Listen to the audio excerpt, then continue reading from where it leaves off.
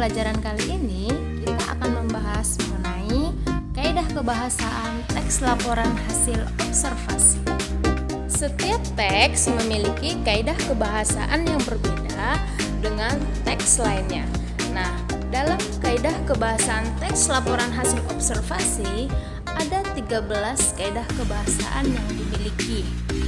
Yang pertama, kalimat klasifikasi. Kalimat klasifikasi adalah kalimat yang mengelompokkan suatu objek, baik itu ciri-ciri maupun karakteristik. Biasanya ditandai dengan kata, digolongkan, dibagi, dan dibedakan. Contoh, berdasarkan jenis makanannya, hewan digolongkan menjadi 3 jenis, yaitu karnivora, herbivora, dan omnivora. Yang kedua, kalimat deskripsi. Kalimat deskripsi adalah kalimat yang menggambarkan sifat-sifat atau ciri khusus suatu objek. Biasanya menggambarkan bentuk, ukuran, ciri-ciri, ataupun warna. Contoh, aku punya kucing bernama Tara. Bulunya berwarna hitam dan putih, dengan warna putih sebagai warna dominan. Tara mempunyai ekor panjang dan sangat lucu. Tara suka sekali memakan ikan dengan nasi. 3. Kopula. Kopula biasanya ditandai dengan kata ialah, adalah, yaitu, dan merupakan. Kata ini biasanya digunakan sebagai kata pendefinisian atau pengertian. Contoh dari kalimat: kopula adalah kata kerja atau verba penghubung antara subjek dengan komplemen dalam sebuah frasa atau kalimat. Yang keempat, verba material. Verba material adalah verba yang terlihat secara fisik. Contohnya membaca, menulis, jatuh, belajar. Kata kerja itu kan bisa kita lihat secara fisik, secara nyata. Yang kelima, verba mental. Verba mental, verba yang berhubungan dengan pikiran dan perasaan. Berbeda dengan verba material tadi. Kalau material kita bisa lihat secara fisik, tapi mental berhubungan dengan pikiran dan perasaan. Contoh, meyakini, memahami, mencintai, memikirkan. Semua itu kan tidak bisa kita lihat, tapi semua itu hanya bisa kita rasakan atau kita pikirkan. Yang keenam, kata teknis. Kata teknis, kata-kata yang berhubungan dengan topik ataupun tema yang sedang kita bahas. Contoh, kita membahas mengenai pelajaran bahasa Indonesia. Nah, kata teknis yang berhubungan dengan pembelajaran bahasa Indonesia itu bisa berupa teks, bisa kalimat, bisa afiksasi, bisa kata baku, dan lain sebagainya. Contoh di bidang biologi bisa berupa genetik, anatomi, mamalia, dan lain sebagainya. Kaidah kebahasan yang ketujuh, gagasan utama. Gagasan utama adalah gagasan yang menjadi dasar pengembangan pada sebuah paragraf. Selanjutnya adalah gagasan penjelas, di mana gagasan penjelas adalah gagasan yang berfungsi menjelaskan gagasan utama. Setiap teks tentu memiliki paragraf, dan setiap paragraf tentu memiliki kalimat utama dan kalimat penjelas, atau gagasan utama dan gagasan penjelas. Perhatikan paragraf pertama. Nah, di paragraf pertama, gagasan utamanya terletak di kalimat yang pertama.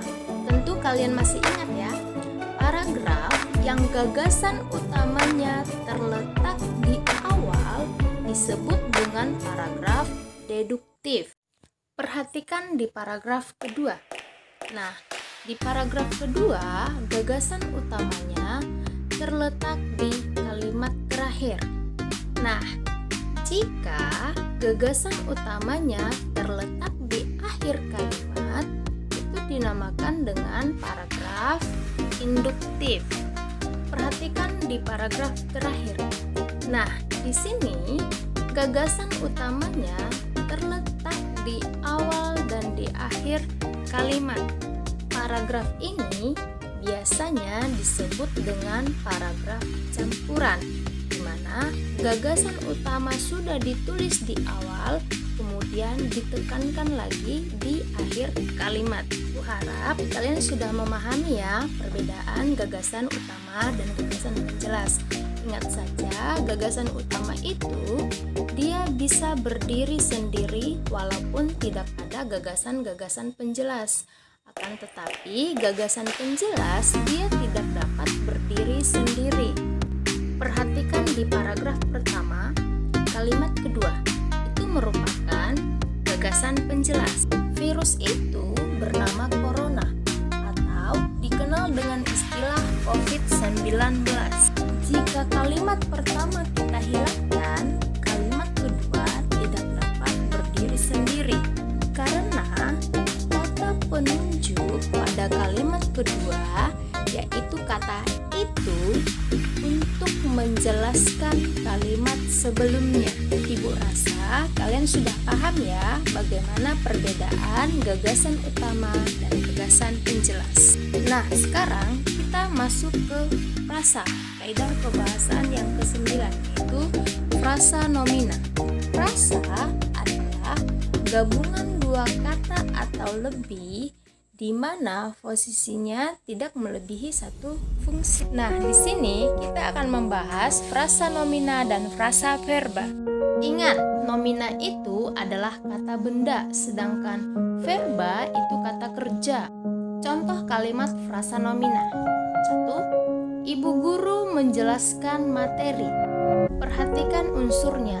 Ibu guru unsur subjek, menjelaskan predikat, dan materi adalah objek. Dari ketiga unsur, hanya satu yang memiliki gabungan dua kata yang posisinya satu unsur. Itu dinamakan frasa. Pada kata ibu guru, intinya yang mana? Menunjukkan ibu atau guru? Ya, guru ya. Untuk menentukan jenis frasa, kita harus menentukan dulu yang mana inti dari frasa tersebut. Perhatikan kalimat kedua.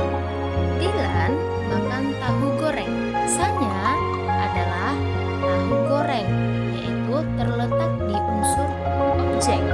Pertanyaannya, Bu, kenapa tahu goreng menjadi frasa nomina, sedangkan tahu itu adalah kata nomina, sedangkan goreng adalah kata verba? Nah, pada frasa tahu goreng yang menjadi inti atau yang diterangkan itu adalah tahunya. Kata goreng menerangkan si tahu. Frasa selanjutnya adalah frasa verba. Contoh, Tommy Handoko sedang bermain futsal. Frasanya adalah sedang bermain. Sedang bermain intinya adalah bermain. Dan bermain kelas katanya adalah verba. Oleh sebab itu disebut sebagai frasa verba pada kata sedang bermain. Gerbang sekolah akan segera ditutup. Nah, pada frasa akan segera ditutup, intinya adalah ditutup. Mana kata ditutup, kelas katanya adalah verba. Nah, sekarang coba lihat frasa gerbang sekolah. Gerbang sekolah intinya yang mana? Gerbangnya atau sekolahnya? Iya, intinya gerbangnya. Nah, jika ditanya itu frasa apa? Itu frasa nomina. Ibu rasa sudah paham ya membedakan frasa nomina dan frasa verba. Kaidah kebahasaan yang ke-10 adalah afiksasi. Afiksasi biasa disebut juga dengan imbuhan. Pada video pembelajaran ini, kita akan membahas 5 jenis afiksasi atau imbuhan. Nah, yang pertama itu adalah prefiks. Prefiks biasa juga disebut dengan awalan. Prefiks biasanya ditandai dengan imbuhan ber, se, me, di, ke, ter, pe, per. Contoh katanya adalah berlari, di mana imbuhannya adalah ber dan lari sebagai kata dasar. Contoh lain kata memukul, di mana awalannya adalah me dan ukul sebagai kata dasar menjadi memukul. Nah, ingat, jika awalan bertemu dengan kata dasar yang huruf pertamanya adalah K, T, S, dan P, dia akan mengalami peluluhan. Imbuhan yang kedua adalah infix. Imbuhan ini biasa juga disebut dengan sisipan karena imbuhannya disisipkan di tengah-tengah kata. Contoh imbuhannya L, M, R, in atau elemerin. Contohnya adalah kata telunjuk, di mana kata dasar dari telunjuk adalah tunjuk. Jadi infixnya adalah L, E, dan L. Imbuhan yang ketiga adalah sufiks atau akhiran, ditandai dengan akhiran i, kan, an, nya atau ikanannya. Contoh kata tumpuan, di mana kata dasarnya adalah tumpu dan an sebagai sufiksnya. Contoh lain kata biasanya. Nah, kata dasarnya adalah biasa dan mendapat akhiran nya.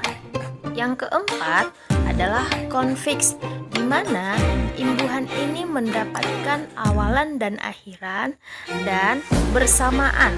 Contohnya pada kata kenyataan, di mana kata dasarnya adalah nyata, mendapatkan konfiks ke dan an. Yang terakhir adalah simulfiks, di mana simulfiks ini imbuhan yang datangnya secara bertahap. Contoh kata permainan. Permainan kata dasarnya adalah main. Setelah itu kata main mendapat akhiran an, jadi mainan. Kemudian kata mainan mendapatkan awalan per menjadi permainan. Kaidah kebahasan selanjutnya adalah kalimat simpleks.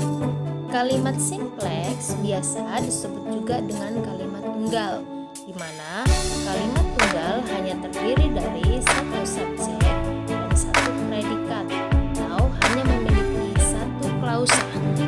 Contoh kalimat: kami belajar bahasa Indonesia. Nah, ini merupakan kalimat tunggal karena hanya terdiri dari satu subjek dan satu predikat, di mana subjeknya adalah kami dan predikatnya adalah belajar. Sedangkan bahasa Indonesia posisinya sebagai objek. Kita lanjut di kalimat kompleks atau biasa disebut dengan kalimat majemuk. Berbeda dengan kalimat simpleks, kalimat majemuk memiliki lebih dari satu klausa atau subjeknya lebih dari satu dan predikatnya juga lebih dari satu. Kalimat majemuk dibagi menjadi tiga. Yang pertama setara, yang kedua bertingkat, dan yang ketiga campuran. Kalimat setara biasanya ditandai dengan konjungsi atau, dan, serta, bahkan, malah, malahkan, sedangkan, tetapi, melainkan, padahal. Tommy memiliki hobi membaca, sedangkan Handoko memiliki hobi menulis. Tommy memiliki hobi membaca. Itu adalah klausa pertama, di mana Tommy sebagai subjek dan memiliki hobi membaca sebagai predikat. Klausa yang kedua, Handoko memiliki hobi menulis. Handoko sebagai subjek dan predikat memiliki hobi menulis. Nah, kedua-duanya, klausa yang pertama dan klausa yang kedua, dapat berdiri sendiri. Si konjungsi di atas perlu kalian ingat, setiap kalimat yang memiliki konjungsi itu pasti termasuk kalimat majemuk setara. Kita masuk di kalimat majemuk bertingkat. Nah, konjungsi-konjungsi ini atau kata penghubung ini perlu kalian ingat ya. Dan pola pada kalimat majemuk bertingkat biasanya Ika itu induk kalimat, Aka itu anak kalimat. Nah, yang pertama induk kalimat, konjungsi, lalu anak kalimat. Jika anak kalimat mendahului induk kalimat, maka dia harus ditandai dengan tanda koma setelah anak kalimat. Contoh, Jeffrey Arion sedang tidur nyenyak ketika guru mengajar daring.